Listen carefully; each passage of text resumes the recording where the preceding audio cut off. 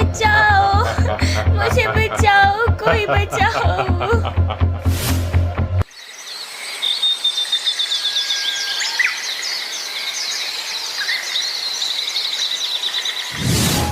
एक छोटे से खाक आलूदा गांव में रामू नाम का एक आदमी अपनी बीवी और छोटे बेटे के साथ रहा करता था।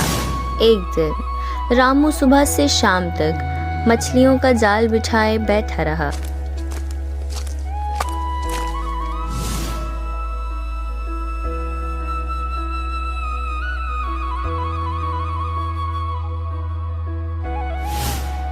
लेकिन इससे बमुश्किल इतना ही कमा पाया कि थोड़े से चावल और कुछ सब्जियां खरीद सके।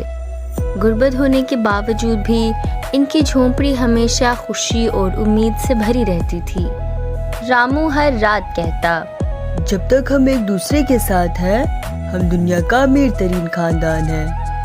इस वक्त तक वह बहुत खुशगवार जिंदगी गुजार रहे थे और अल्लाह का शुक्र अदा करके सोते थे।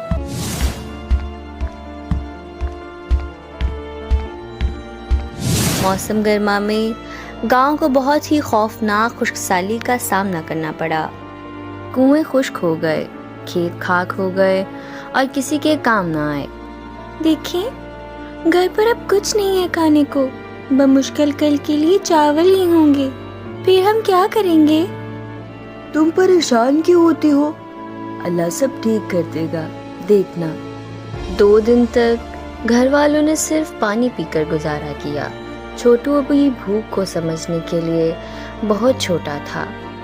माँ, क्यों ना हम मजीद खाना खरीद लें? क्यों नहीं बेटा, जरूर लेंगे। एक दिन रामू काम की तलाश में घने जंगलों में से गुजर रहा था कि अचानक इसकी नजर एक मटकी पर पड़ी। अरे, ये मटकी कितनी प्यारी है, मगर इस पे ताला क्यों लगा हुआ है? भला मटकी पर ताले का क्या काम? हो सकता है इसमें कोई खास चीज छुपाई हुई हो। चलो देखता हूँ। रामू जैसे ही उस मटकी को उठाता है, अचानक उस मटकी से आवाज आती है, रामू, रामू।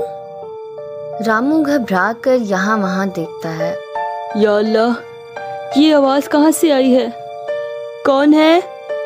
कौन बोल रहा है? मेरे सामने आओ।